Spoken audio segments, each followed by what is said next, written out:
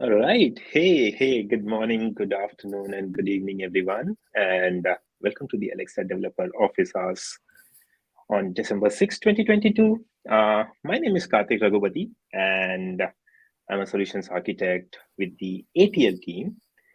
We do not have Jeff today here. Jeff's unfortunately not feeling well, so he will not be joining us today. But yes, I'll be here today along with Kai. Kai, so why don't you go ahead and introduce yourself? Yeah. Hey, Karthik. Hey, everyone. My name is Kai. I was here a couple of weeks back, also talking about Alexa presentation language, APL mostly. So I'm a solutions architect for APL as well. I'm happy to be here today. Yep. So both of us from the APL team out here. So bring your APL questions. But yes, good morning, everyone. And I see a few folks have already started commenting in here. Habuma one, Phelps, Avitas is here. Good morning, everyone. So I think today what we are going to do. Yes, Oxygen Box is here. Hey, Oxygen Box. Always nice to see a few familiar names in the chat. So welcome, everyone. So today, I think we have a few call outs to make. So we will be making those call outs soon. But yes, as usual, if you have any questions, please feel free to drop a comment and ask us your questions. If you have APL questions, you're more than happy to take that up today and help you folks out with APL. And in the meantime, I think we had a couple of call outs that I'd want to start up with. Tomorrow at 10 a.m. Pacific time, we have our December Tech Talk coming up. And the Tech Talk is titled Monetize Your Skills with Alexa Shopping Kit. And we have Michelle Milinax, who is the product manager for the shopping kit, and Sri Bhaskar, who is an SDM on the team as well. And I think they were on the show a few weeks ago as well. So tune in tomorrow at 10 a.m. PT on all our social channels. And the link is also up there. So do make sure that you sign up for it. And yes, hope to see you folks there. All right. And the other thing is that I think we've shared this a couple of times before as well. But in case any of you have not filled out our sentiment survey yet, um, the link is going to come up pretty soon here. And this is the sentiment survey. We would love to hear from you folks about what we are doing right, what we're not doing right. And we are seeking feedback from Alexa builders like you to improve our services. So make sure that you fill up the survey. The link should be up there. There we go. That's the link there. So yeah, so make sure you go to the survey, fill up the survey, and let us know um, your feedback about Alexa skill building. Um, so with that, I think we'll get started with today's show. Lots of if you like I said, if you have any questions, we can get started with that. If not, we could always you know Kai, we can talk about our favorite language, or rather our favorite presentation language, the Alexa presentation language. Yeah. And feel free to ask us any questions, not just APL related questions. Yes, So I we've been Alexa SAs for quite a while. So we might possibly be able to cover some other topics as well. yep. How long have you been building for Alexa, Kai? Is it like 2017, 2016? 2016, precisely. Oh Yeah. wow. Uh, Yeah. how I got started is quite interesting. At that time, I wasn't working for Amazon. I was attending one of the AWS summits in Berlin, and I was winning one of these Amazon Echo devices. So they brought me on stage and handed me out such a device, and then I started tinkering with it. That was in 2016 when no one was able to get one of these devices in Germany. So I was lucky at that time. Oh, interesting. I kind of have a very similar story back in 2017, 2018. I was working for this company called as Dabble Lab. And Steve, who runs Dabble Lab, he sent me an Echo device because Echo devices were not available in India. And, That was the first device, like one of the first devices in India, maybe. Like I tried building out something with that, and it was so interesting that I got hooked into it, and I found my way inside Amazon.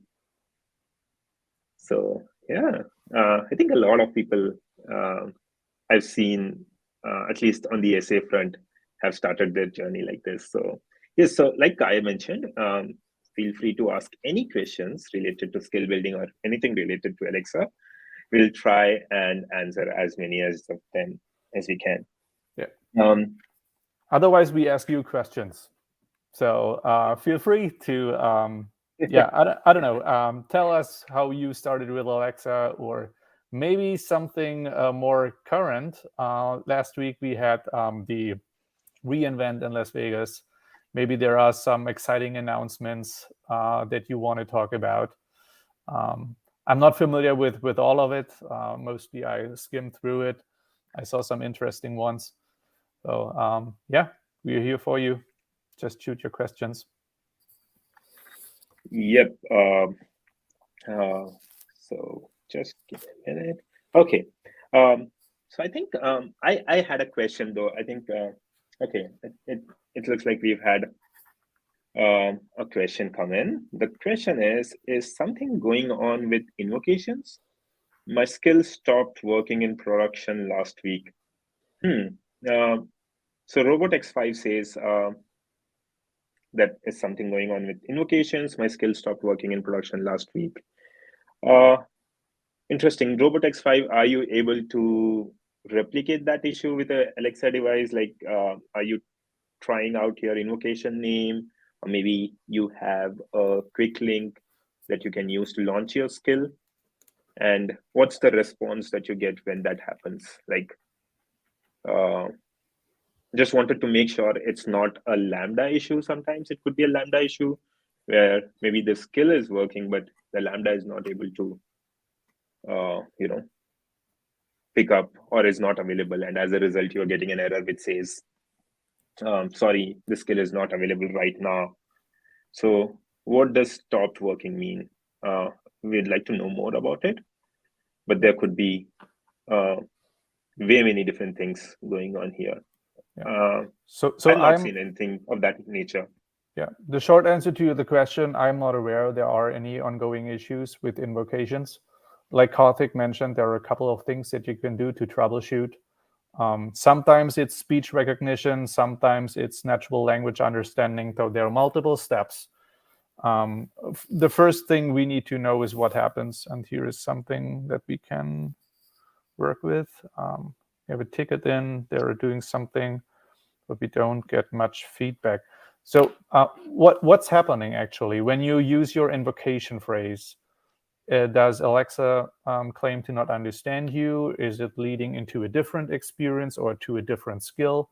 So this is something that we can use to at least guess what may be the issue. Other than that, I'll always suggest to change the invocation phrase. So what works more reliably when there is an issue is that you say open, then your invocation name and append skill, the name, the word skill at the end. Try to open care source. Is that the invocation name? Yeah, looks like that's the invocation name. Maybe I Yeah, don't have a device nearby, but I have one. maybe you can I have try. to plug it in so I can. And we Yeah. have the developer advocacy group team also hanging out in the stream today. So if you can share your case number as well, RobotX5, um, the team will definitely look into that and come to a quick resolution. It suggests other skills. Interesting. And did it used to work earlier, RobotX5? Like when you used to say open care source before, it used to work properly, but now it's suggesting something like, I don't know that. Maybe, did you mean A, B, or C? Something like that? Yeah, I know what he means. It is usually when Alexa isn't sure. So Right. she suggests skills. Um, yeah. Got it. So one thing you can Yeah. do is, okay, yeah, it was every time. Yeah. So when you say the phrase, also go into your Alexa app just to check what is the speech recognition look like. So if it didn't get the word care, what was the care source? Maybe it's Care that source. Yeah. part. I'm pretty sure it's not pronunciation, but Right. sometimes the speech recognition, there is something going on. Definitely try to change the invocation phrase. Try something else, and see if you can replicate it all the time. Other than that, we are happy to look into that case. Thanks for bringing that Yeah. up. And maybe, I think we really, I do not, it's been a while since I've looked at a skill developer console, so I don't really remember the name for this feature. But we do have a feature where you can have some alternate invocation names, or what is it called, in the developer console, um, where you can suggest a few more alternate invocation names of sorts, right? Is it called? Uh, oh, that's interesting. Let me just quickly check on the developer console, where you can provide a few alternate phrases that will launch your skill. Kai, do you know the name of the feature? I keep forgetting that it's not coming readily to me. So I'll I just need don't to have the look into exact the. phrase. I don't have the exact name for it. Yeah, I'll just quickly check on the developer console. So on the developer console, when you go to your skill and um, click on invocation, yeah, it's called skill launch phrases, right? So when you go to skill launch phrases, um, you can add up to 5 skill launch phrases to invoke your skill. So it's called name-free interactions. And I'm just going to try, and maybe one way, Kai, maybe you can also correct me if I'm wrong, but maybe one way you can improve the accuracy for your skill being picked up. Oh, okay. So first of all, yeah. So one way you can get your skill to be picked up is by adding name-free invocations, so which increases the accuracy of how the Alexa NLU picks it up. But as I was speaking that, I just saw the comment from RobotX5, which said it's a HIPAA skill, so we don't get all the functionality. So which makes sense. So I think HIPAA skills and child-directed skills do not have certain set of these functionalities. So I think that's the caveat there. So I guess in this case, we have your ticket. So I think the team will look into that and let us know. Hey, Jeff is Yeah, in the house. Hi, Jeff. Jeff is in the house. Hey, Jeff. Hope you feel better soon. Brian Tarbox is here as well. Yeah, I just told Right. So yeah, Karthik that both of my kids got down with the flu. So yeah. How are they feeling now? they're feeling much better. That's the reason why I can be here today. Yeah. Uh, it's the flu season, right? Yeah, it's a delayed flu season. It's a That's what I delayed flu read. season. Yeah, Yeah. last year plus this year. Yep. Right. Um, in the developer console, so Fang has a question. The question is, in the developer console, I always use the development option. I'm curious as to what the live option is for. So Pendulum, that option is for accessing the live version of your skill, which means you can use that to test how your skill behaves in the live version, which is how it looks to production users. So your skill has 2 different stages, right? One is the development version and one is the live version. Of course, there are multiple different versions in between, like the certified, but broadly you have two ones, which is live, which is exposed to your users, and development, which is what you use to develop features in like a beta stage, right? So the live version is when you switch to your live version and test how your live version of the skill works like, and development is a in development version of your skill. So you can use that to test it. So think of it like if you were in web development, you have a development branch or development environment where you have all your test data, and the live version is where you have the live real app running. Kai, if you want to add more to that. No, life simply means you would do the same as any of your users or customer does. Go to the Alexa app and enable your skill. So it's always directing you to the live endpoint, which you might have changed meanwhile in the development mode.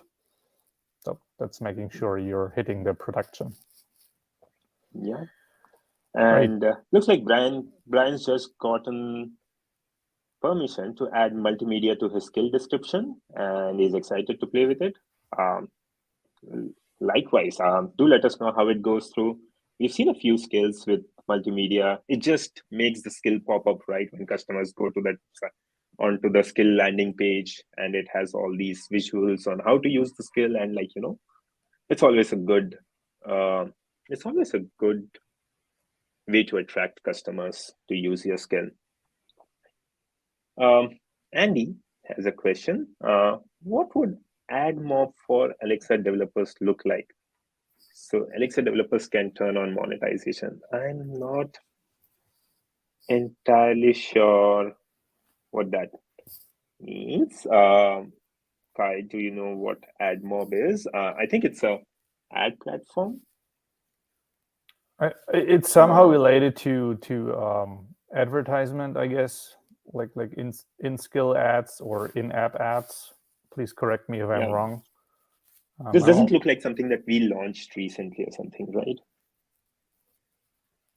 No, it doesn't ring a yeah. bell. No, there are Yeah. different monetization options, though. One of which is a few of them are covered in the latest blog post, and I guess you already talked about it quickly.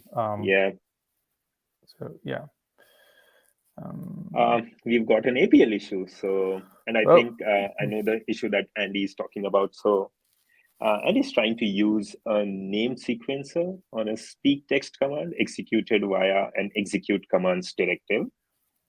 And I found and confirmed that the speak text doesn't work with a name sequencer unless should end session is set to undefined in the execute commands directive response. However, because when you add undefined, it doesn't open the microphone, so the user cannot proceed with using voice in the skill unless they use like a wake word to come back. Is this normal behavior, or is this kind of like a bug, or should we file a support case for this? Kai, do you have any insights into this? I'm not entirely sure if this is related to named sequencers, to be honest. So since you mentioned that it works when you set should end session to undefined, I assume that you would like to set it to false, so it opens the mic. The problem is that with speak text, I'm not want to say anything wrong, but if you speak, speak on speak text command. Okay, so usually what happens when you set should end session to false, it opens the mic, and that might interfere with anything that you want to play back through the APL template, which in this case is spoken language. So Right. this is where I'm coming from. So probably it's only related. If you would remove the name sequencer, I'm pretty sure it doesn't make any difference. It's not related to the named sequencer, but just the fact that once you open the mic, you cannot speak through the APL template. Right? So this is what I would expect. This is what I think. If there is more information in the Slack channel, Karthik, you said you're already familiar with that issue. I'm happy to pick it up or at least look into it. Yeah, I think we have that thread. I think this is in the Champions Slack or something. So I'll definitely loop you in on this, Kai. Okay.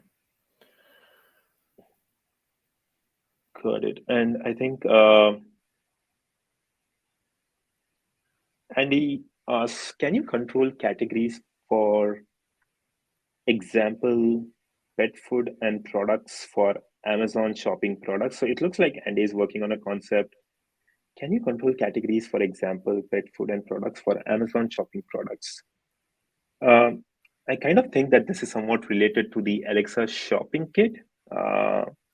I'm not entirely sure if you can control the categories in there. Again, I'm not sure if I'm getting this correctly, but I'm afraid I do not have more information about that. So maybe what I'll do is defer to. So a couple of things. If this is related to the Alexa shopping kit that we are talking about, Andy, I think a better part would be to bring that question to our Slack channel. We've got Michelle and a couple of other DAC team members who can help you out with that. Can you control categories? I'm not sure. I think they would be better suited to answer that question. I think Phelps in .NET asks, how do you apply for the multimedia description? I believe there was a link that was shared earlier. I think this program is right now invite only, so maybe it's just rolling out to a few select developers. Maybe if I'm able to find a link to that, Phelps, I think I know you on Slack as well. I'll post it on Slack, and you can. If there was a sign up link, we'll definitely let you know, and you can sign up for that one, for that program.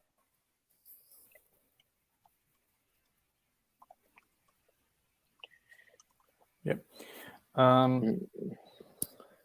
Coming back to the speak text, and then my initial confusion comes from speak text because I didn't know that APL command, but he just hopefully he just said it is actually speak item, so it's not executing at all, which still doesn't mean I'm on the wrong track, because basically what I assume is that when the mic opens, it's suppressing the execution of the command or the output. So what lets you think that it doesn't execute at all? I mean, you don't listen to anything, you don't hear anything. Yeah, so I will follow up in Slack. Seems like an interesting case. Yeah, and it looks like Phelps has access to the media kit, so great. Do let us know how that goes through. The other question is by Fingelem, who says, if I use the promote to live button in the developer console to update the Lambda code, is the live version now the same as the development version except for the build changes? I'm guessing yes, right? When you say promote to live, I'm guessing they're talking about hosted skills. That's where you have the promote to live option, right?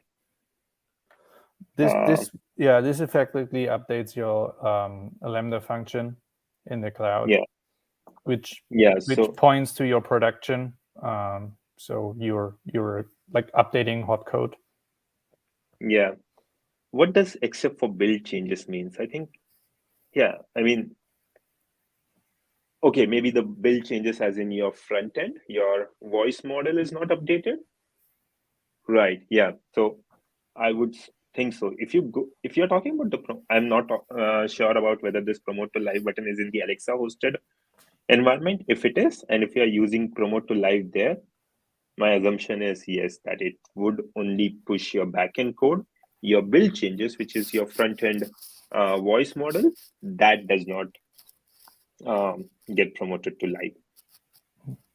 If I understand it correctly, that's how the behavior should be. Yeah. The build changes basically only affect the skill package and also the skill manifest and certain artifacts that are referenced inside it. The Lambda function is not part of it. It's living in an AWS account, so you could update it at any time, at any point, even though not highly encouraged, unless you're doing some good testing for your production. But yeah, it's excluding the build changes. Yeah, and looks like Andy means his queries was related to Alexa Shopping Kit. So I'll just take that to remind everyone that tomorrow at 10 a.m. Pacific time, we do have the tech talk for the Alexa Shopping Kit. It's called Monetize Your Skills with the Alexa Shopping Kit.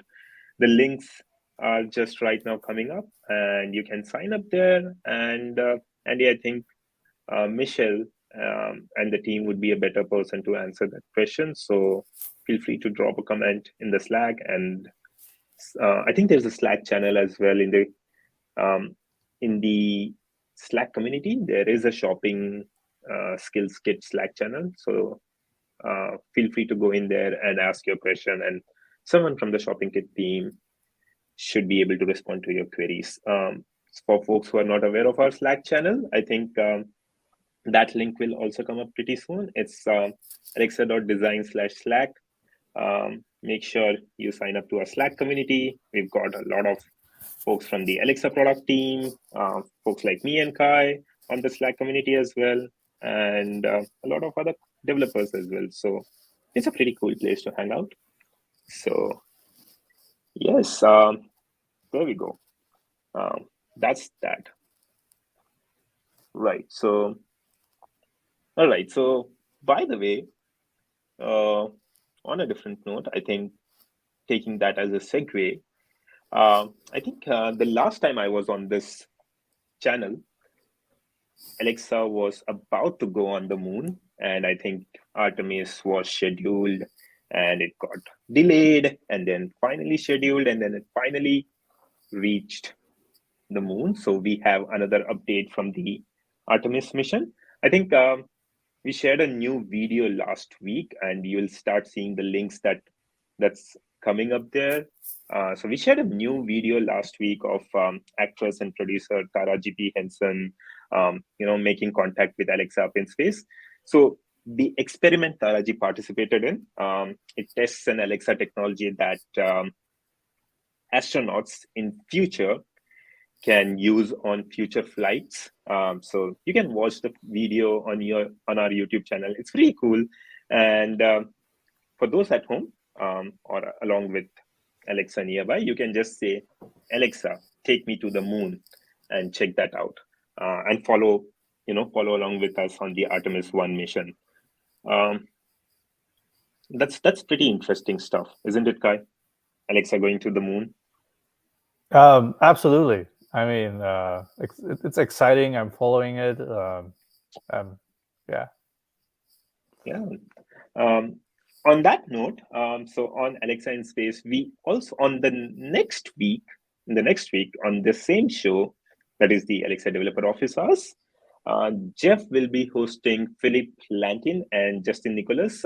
Philip is a principal solutions architect, and Justin is a senior UX designer. And they are joining Jeff to discuss on this exact topic, which is what does it take to get Alexa to space? It's a pretty cool. It's going to be a show that I'm definitely going to tune into, and you won't want to miss in. So please do tune in next week at 9 a.m. Pacific time. The same thing, the developer office hours, and Jeff will be interviewing Philip Lantin and Justin Nicholas. So yeah, that sounds exciting. Can we put those links up here? Jonathan asks. I think some of those links are up in the chat. Yeah, that's coming up there. So those are the links.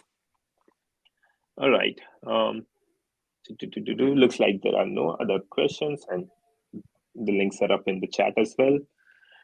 Looks like there are no other questions. So I think, Kai, let's talk about something that you worked on and something that's been super helpful to me as I joined the team. So for context, I just joined the Alexa presentation language team, been a while.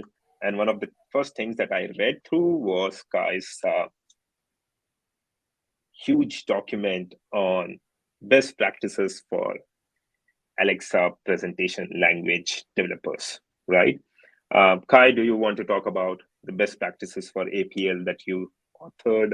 And I think I'll share that link pretty soon on the chat, but I'll give the stage to you to talk a bit about APL and the best practices. Yeah, that's something we worked on earlier this year. It wasn't just me, it was an entire team. So I received a lot of inputs from them as well. It was a huge doc when you read it. In the meantime, restructured it so it could be consumed in bite-sized pieces. So you find it as part of the technical documentation. And it's best practices for developers specifically.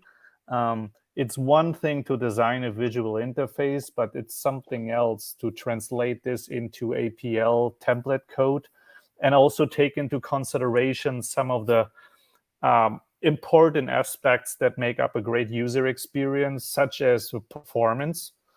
So there usually is latency involved whenever you render something on the screen or you're updating the screen. So the best practice guide covers a lot of that, how you could reduce latency, how you could improve the entire life cycle of your APL experience from a template perspective. And lastly, also how to improve and optimize your template code, the technical design of your template. We define what does it mean when we talk about high quality of APL templates. So there are at least 5 aspects that we take into consideration, not just performance or like the functionality of your template, but also things like maintainability, which will affect your productivity, your own productivity or your team's productivity. As you know, when you work with APL and you're getting more sophisticated with your experience, your APL templates tend to grow quite large. So what does APL offer? So you keep things under control, you apply a modular design, so everything looks nice also on the code side. And there usually come a lot of benefits with it. Not just performance, which does affect user experience, but like I said, also the productivity of developers and their teams. I think it's a great read. It's not necessarily a great, it's also a great introduction into APL, but it definitely helps if you build APL before. So there are other learning resources which are more helpful to get started with APL. But once you reach a certain point, you definitely want to improve your habits, your templates, how you structure it, how you code APL, how you approach certain things. And this is giving you the holistic view. And I do think it's pretty helpful. A lot of learnings from internal teams and Amazon went into this. And this is really the expert knowledge that you are looking for. That's right. I think one of the most important parts, and like when I read through the uh, developer best practices, and that was not immediately. I think what really stood out to me was the part about how you can. So let's say you've already rendered a document on the viewport, right? Like you've already sent a document, and every document has a document token, right? And once you have the document token in, you could always send. You do not have to render the document again. You could just update the document again by just sending in an update. Very simple, effective tick, like a very small one, but it just improves your, uh, you know, uh, your entire latency. I'm pretty sure by quite a bit. So that was like, the entire best practices is packed with like these small tips and tricks there, which are like really, really uh, value addition, I would say.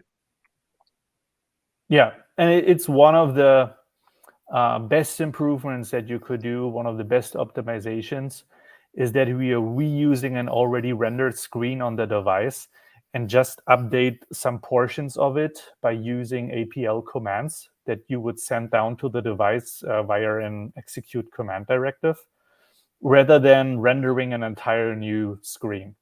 So they not usually, there definitely is some overhead involved into rendering an entirely new screen. And it's really the better approach to update some of the content by using bind variables, but also make use of dynamic data sources. If you have long lists of content, it's probably the better idea to, during initial rendering, come up with just the first few items and then update them gradually and extending them with dynamic data source updates as the users keep scrolling. And this gives a much more fluent and seamless experience as well. As you know, when you're rendering something entirely new, the screen goes black for a moment and then the new screen comes up.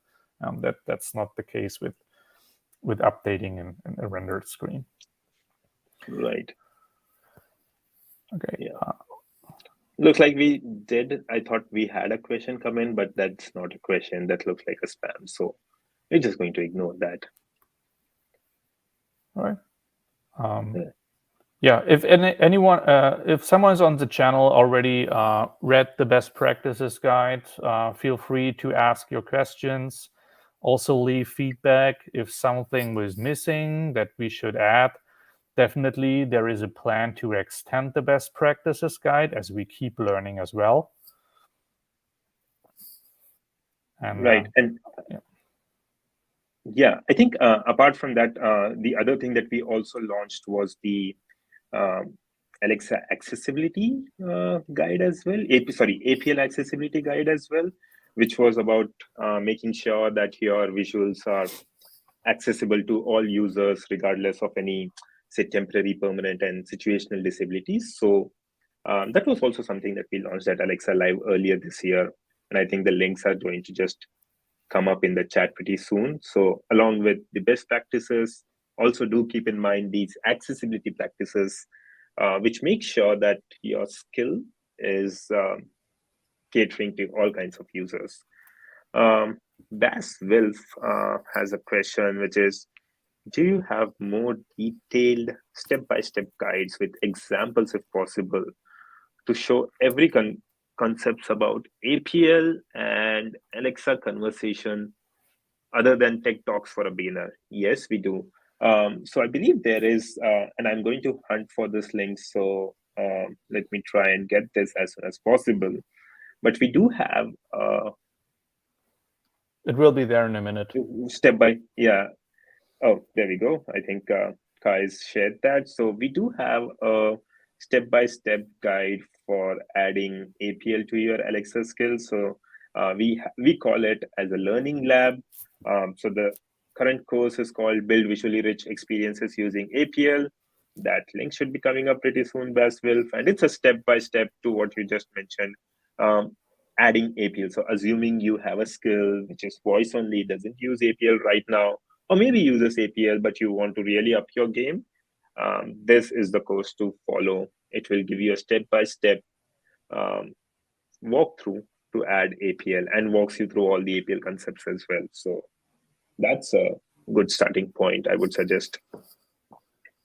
Thanks for sharing that link, Kai. Yep. And this is the learning resources that I mentioned. So I talked about them, but did not share them. This is definitely a good starting point if you want to learn APL. It's hands-on, it has code exercises, it gives you feedback on the code that you've written, and it leads you along a good learning path, I would say. Yep, it does. Right. I'm just trying to look for another one, which is I think we also had this cake time course, which was a skill that celebrates your birthday. So let's see if I'm able to get that. Okay.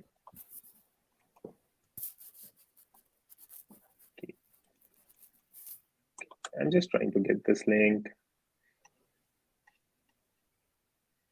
It looks like I'm not able to get this, but okay, maybe I'll. Okay, there we go.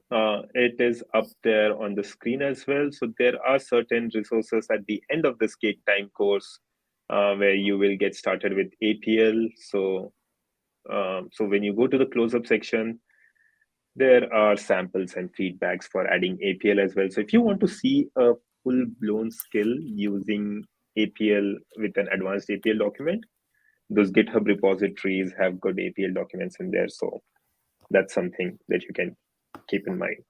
So which brings me to the next question, Kai. So let's say I've got a skill, and that skill's got, like, let's say a 2,000 or a 3,000 line of code of APL, right? Of APL file with 3,000 lines of code, and like you said, at some point it becomes really difficult to start maintaining a 3000 line code file, especially if it's in JSON, right? So how do you really deal with, what are your tips and tricks for dealing with such a huge uh, code base, and what would you start to do, assuming there's no optimization done yet?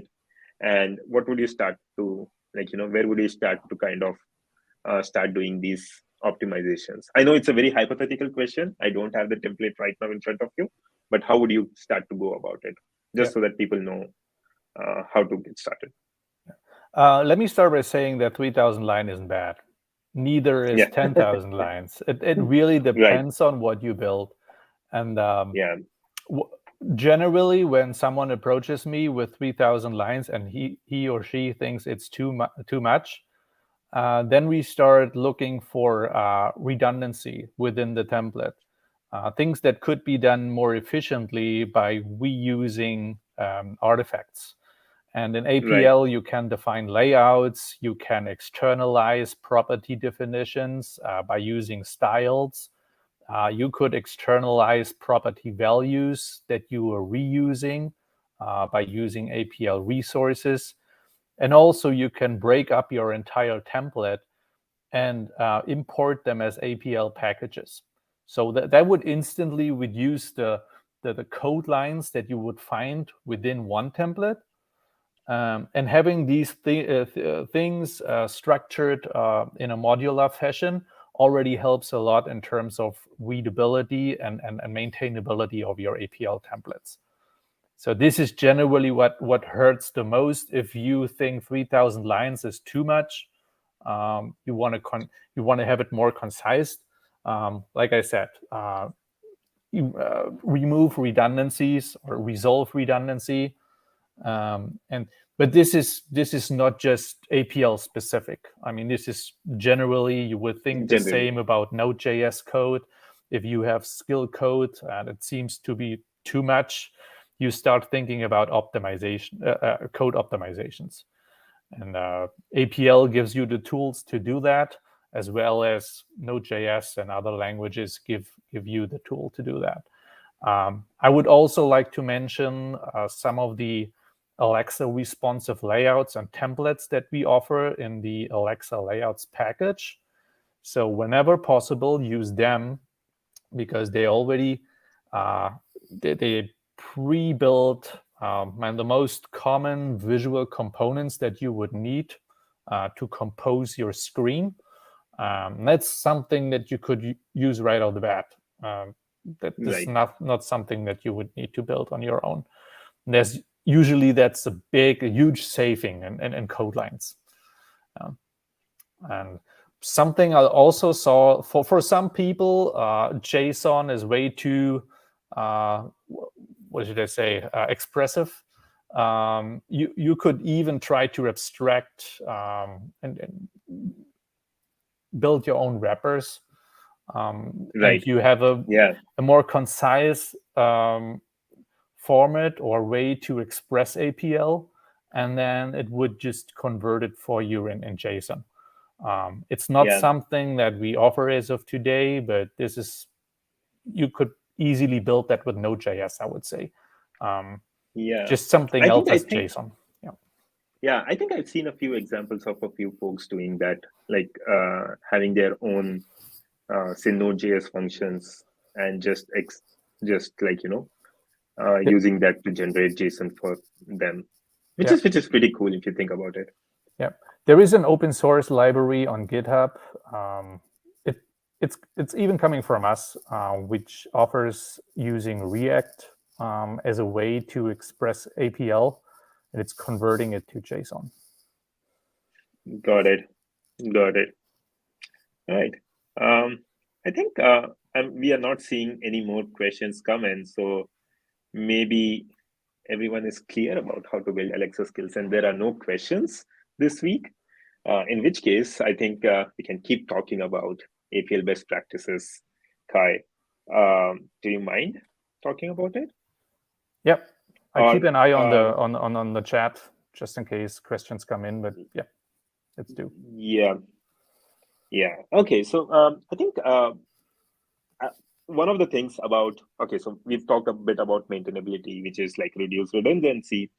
I think the other important thing about reducing latency, so one of the things for reducing latency for APL documents says use Alexa vector graphics instead of images, right? So do you want to like dive a bit deep into that about how it really saves up latency? Like, AVG, using AVG instead of images? There are pros and cons. I wouldn't generally say it's a best practice to always use vector graphics. It pretty much Right. depends on what you are trying to visualize.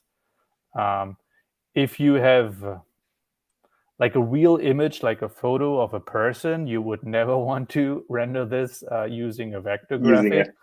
a right. So, like for some more illustrative, like graphics, Right. it might make sense to use vector graphics over an image. Like I said, there are pros and cons. With vector graphics, they do better scale up and down on the different screen sizes that you have. You could animate them. We have the Lottie converter that you could use, which would convert it right into AVG, which is APL's format for, or APL's equivalent for SVGs with some add-ons. So this is what you can do with images. On the flip side, you have deferred loading, so lazy loading, as we all also call it. Right. So it's not taking up time for initial rendering. So the images pop up after the initial rendering of the document already happened. So on the flip side, if your vector graphic is super large, then probably an image would be the better choice. But that pretty much depends. A good example is a QR code. Should you do Right. QR code as an image or as a vector graphic? I would also say it depends. The first choice should be vector graphic, but you know that the pixel density widely varies for QR Right. codes. So with images, there is a scalability issue. If depends on how large your image is. If you like bring it to that size, you would even Right. risk to not being able to scan that code anymore because the Yeah. scale, there are scaling effects that you don't want. Yeah, with vector graphics, probably it's a better approach. I like that. I'm curious It's though, if you have an image of a QR code, what resolution does it need to be to like support all viewports? Like off the top of your head, would you know what resolution does it need to be? At which point it stops working really? Like for QR code, I'm not sure. No, there is no one answer to it. First of all, Right. it depends on how large appears your image on the screen. So most Yeah. often you're not using the full screen to show a QR code. So it Right. depends on how much you already scaled it down. Mm. And yeah, since QR codes specifically depend on the pixels that they're showing, so Right. you should find the best answer to what is the minimal resolution, or you can scale it down to before Right. like eliminating pixels that would just falsify the result of scanning that code. Yeah. Interesting. So I think there are a few more. I don't think, but there are any other questions coming in. So it looks like we are almost at time. We've got a 10 minutes in, but if you have any questions, we can entertain that, or maybe we can call it a bring the show to an end and give back time to everyone. All right. So I think if there are any questions, please let us know in the chat. But I'll just want to. Okay, so there is a question. So before I think, are there restrictions on number of custom tasks that can be used in Alexa routines? So I believe yes. I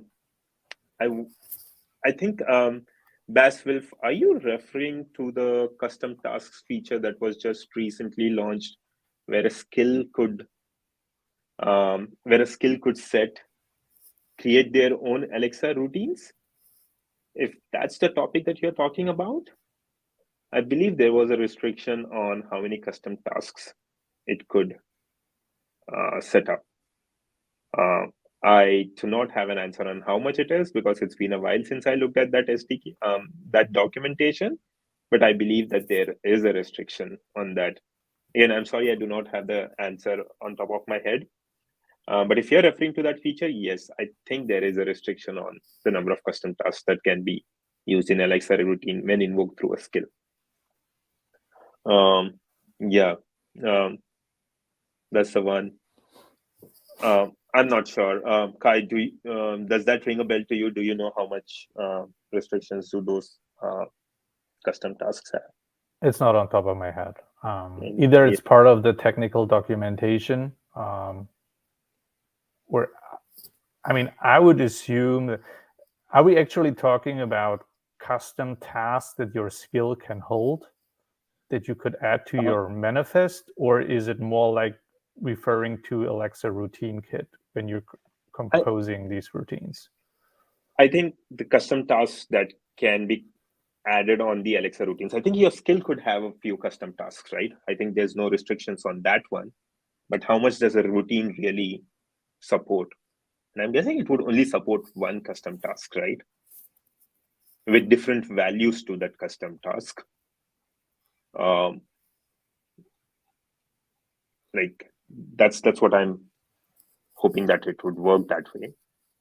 So I believe, so the last time I played with it, I think the way it worked it was that you can set up a routine and you can point it to a custom task, a single custom task, and then you could manipulate the values that you're sending to the custom task. So it looks like the answer to that is 1, but Baswell, I'll have to go back and check. I'll take that up as an action item on me. I'll check up on what is the limit there. And if you can just bring the same question on Slack channel today, I'll just respond to that Slack thread. But I fairly believe that the answer is 1 to this, so I may be mistaken. So I can do a bit more digging and send that link to you.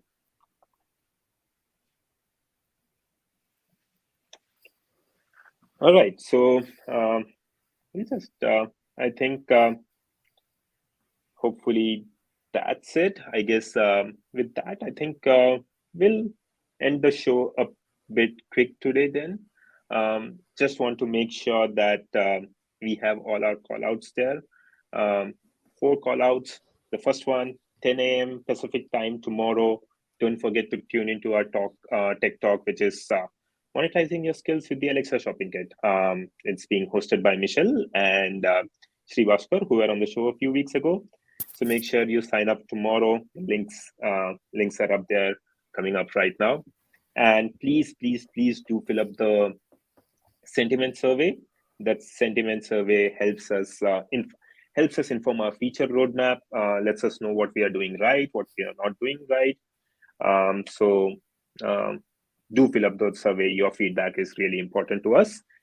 And yes, I think before we leave for today, just wanted to call out that next week, and I hope Jeff feels better soon. So the next week, we'll be joined by Philip Lantin and Justin Nicholas, who are the team that will talk about what it took to get Alexa to space.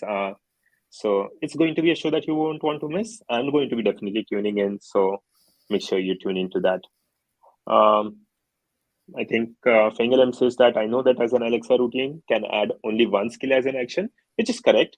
Through the app, you can always add it as one skill, but with the skill routines kit, like I said, you can add one custom task, but I'll need to double check on that. So there's that. All right, I think with that, we've come to the end of the show. Kai, do you want to add any parting thoughts before we say bye to everyone? That's it. Thank you, everyone. Well, thanks, Kai. Really appreciate you joining in today and not letting me solo this show. Thanks, everyone. This was Karthik and Kai joining you today from Seattle and Texas. And that's it for today. Bye-bye, folks.